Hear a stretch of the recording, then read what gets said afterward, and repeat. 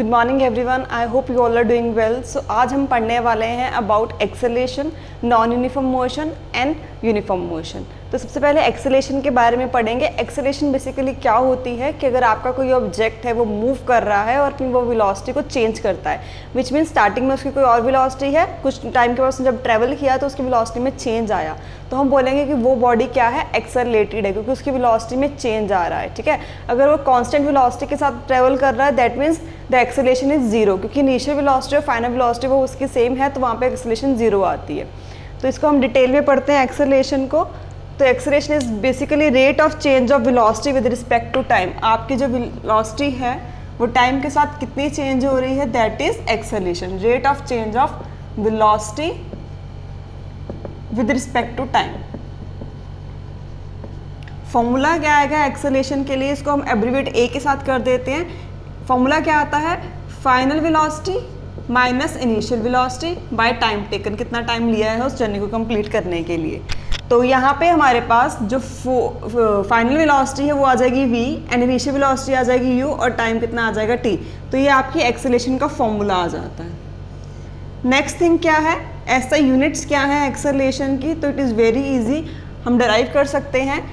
यहाँ पे upper part में न्यूमरेटर में हमारे पास क्या लिया हुआ है, वेलोसिटी। तो यूनिट्स क्या, as you all know, velocity की यूनिट्स क्या होती है, मीटर पर सेकेंड, और टाइम की यूनिट्स क्या होती हैं, सेकेंड्स। तो इसको अगर हम सॉल्व करते हैं तो क्या आता है, मीटर पर सेकेंड स्क्वायर। तो आपके एक्सेलरेशन की जो यूनिट्स आती हैं दैट इज मीटर पर सेकेंड स्क्वायर। नेक्स्ट थिंग, हमने एक टर्म पढ़ी हुई है about scalar and vector quantities. तो एक्सेलरेशन भी हमारी क्या है, वेक्टर क्वांटिटी है, बिकॉज इसमें भी डायरेक्शन डिफाइन होती है। तो ये याद कैसे रहता है, वेरी इजी। हमने स्टार्टिंग में पढ़ा कि डिस्प्लेसमेंट क्या है, वेक्टर क्वांटिटी है। डिस्प्लेसमेंट को हम लिंक करते हैं विद वेलोसिटी, तो वेलोसिटी भी हमारी वेक्टर क्वांटिटी आती है। और आगे हम एक्सेलरेशन को लिंक करते हैं विद वेलोसिटी, तो एक्सेलरेशन भी हमारी वेक्टर क्वांटिटी है। ये तीनों को याद करने का वेरी इजी वे है, ये तीनों ही आपस में इंटरलिंक्ड है और तीनों ही क्या आ जाएंगे, वेक्टर क्वांटिटीज, बिकॉज तीनों में ही हमारे पास क्या होता है, डायरेक्शन डिफाइन होती है। I hope is it clear. तो ये एक्सेलरेशन के बारे में हो गया। नेक्स्ट थिंग जो हमें अंडरस्टैंड करनी है अबाउट एक्सेलरेशन इज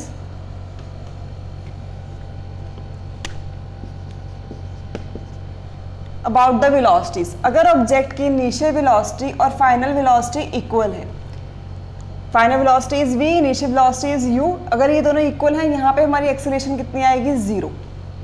अगर हमारे पास v is greater than u, final velocity हमारी बड़ी है एज कम्पेयर टू u, तो एक्सेलरेशन हमारी यहाँ पे पॉजिटिव आएगी। अगर इनकेस हमारे पास जो वेलोसिटी है, फाइनल वेलोसिटी लेस देन है as compare to initial velocity, तो इस केस में हमारे पास एक्सेलरेशन जो आती है दैट इज नेगेटिव, वो नेगेटिव आती है और उसको हम क्या एक नेम दे देते हैं, रिटार्डेशन, क्योंकि उसकी उसमें केस में आपकी जो वेलोसिटी है वो डिक्रीज हो रही है विद रिस्पेक्ट टू टाइम। तो ये कई बार आपको डेफिनेशन पूछ ली जाती है रिटार्डेशन में, तो it is a acceleration but with the negative sign. जब नेगेटिव में हो जाते हैं तो उसको हम रिटार्डेशन बोल देते हैं।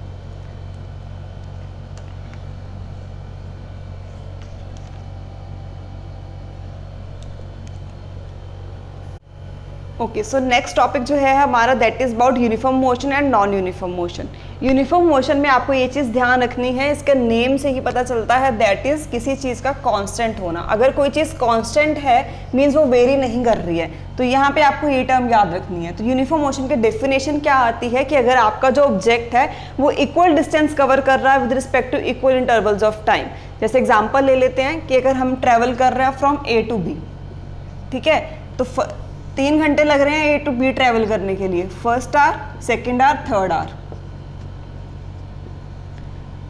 फर्स्ट आवर में हमने डिस्टेंस कवर किया 2 किलोमीटर, दूसरे घंटे में हमने वेलोसिटी चेंज नहीं करी, सेम रखी है, तो दूसरे में भी हमने कितना डिस्टेंस किया, 2 किलोमीटर।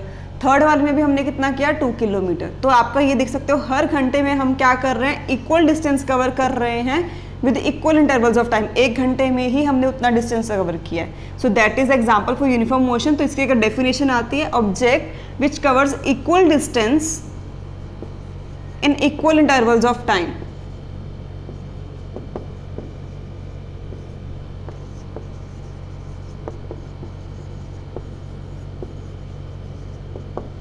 अगर इसको ग्राफिकली रिप्रेजेंट करना पड़े तो मैं यहाँ पे एक बार एग्जांपल लेके बताती हूँ कि यहाँ पे क्या दिया हुआ है, दैट इज़ वेलोसिटी, और इस साइड क्या दिया हुआ है, टाइम पीरियड। तो अगर आपकी वेलोसिटी कांस्टेंट है, चेंज नहीं कर रही है with respect to time, obviously अगर वेलोसिटी चेंज नहीं होगी तो ऑब्जेक्ट जो है वो डिस्टेंस भी चेंज नहीं करेगा, उतना ही डिस्टेंस ट्रैवल करेगा। तो यहाँ पे ये आपका किसका आता है, यूनिफॉर्म मोशन का ग्राफ हम रिप्रेजेंट कर सकते हैं। आपका ये ग्राफ भी बन सकता है लाइक दिस, अगर ऑब्जेक्ट आपका इक्वल डिस्टेंस कवर करेगा इन इक्वल इंटरवल्स ऑफ टाइम, तो इस केस में भी हम बोल सकते हैं that is object is in a uniform motion. अब हम बात करते हैं that is about non uniform. Non uniform से ही पता चल रहा है किसी चीज़ का कांस्टेंट नहीं होना, कोई भी चीज़ कांस्टेंट नहीं है, तो हमें क्या करना पड़ेगा, यहाँ पे डिस्टेंस को अनइक्वल रखना है। तो क्या याद करेंगे, if object covers unequal distance in equal intervals of time, हर एक घंटे में वो डिस्टेंस अलग ट्रेवल कर रहा है, unequal distance in equal interval of time.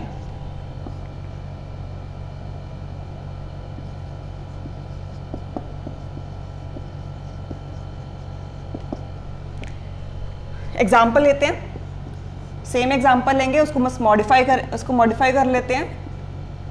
First hour, then second hour, that is third our.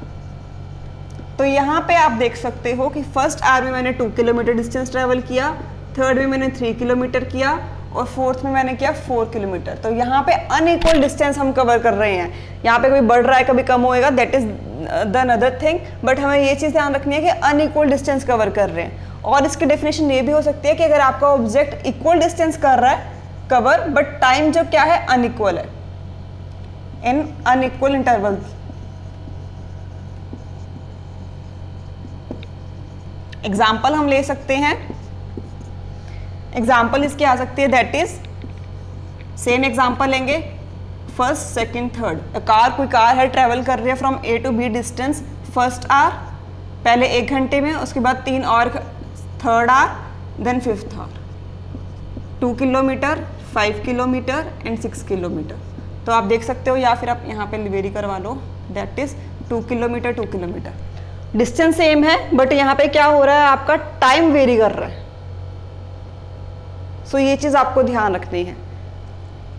I hope the definitions are clear. अगर हमें इसे ग्राफिकली रिप्रेजेंट करना पड़े तो आपका ग्राफ जो है लाइक दिस नॉन लीनियर हो जाएगा, क्योंकि आपका जो ऑब्जेक्ट है वो अनइक्वल डिस्टेंस करेगा with respect to time. Velocity बढ़ रही है, उसकी वेलोसिटी बढ़ेगी तो ऑब्वियसली वो टाइम के साथ ज़्यादा डिस्टेंस ट्रेवल करेगा। So this is the basic difference between uniform motion and non uniform motion.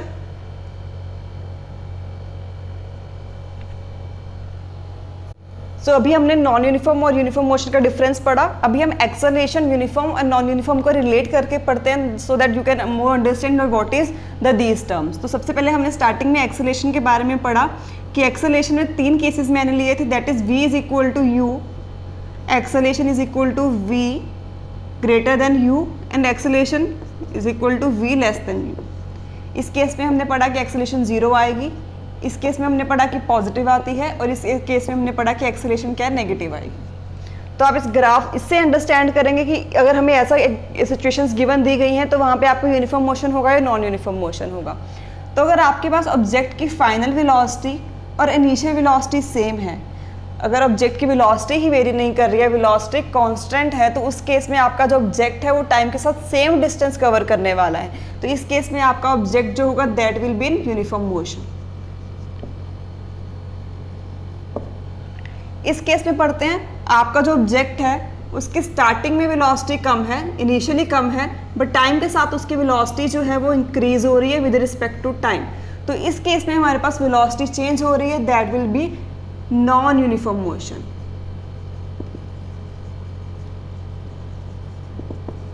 Okay, so last है, अगर आपकी जो वेलोसिटी है स्टार्टिंग में ज़्यादा है बट टाइम के साथ वो डिक्रीज कर रही है, जिसको हमने रिटार्डेशन बोला है, तो वहाँ पे आपके पास भी क्या आता है, दोबारा से non uniform motion.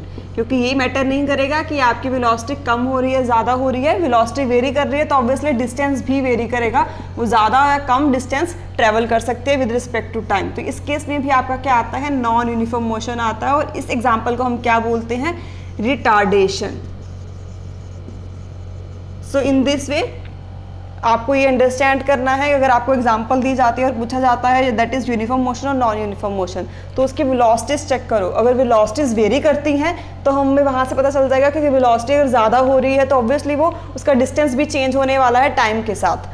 Okay, and then after that अगर उसकी वेलोसिटी डिक्रीज भी हो रही है तो हम ये अंडरस्टैंड कर सकते हैं कि वहाँ पे भी उसका डिस्टेंस चेंज होगा, वो कम डिस्टेंस ट्रेवल करने लग जाएगा टाइम के साथ, तो उस केस में भी आपका नॉन यूनिफॉर्म मोशन होने वाला है।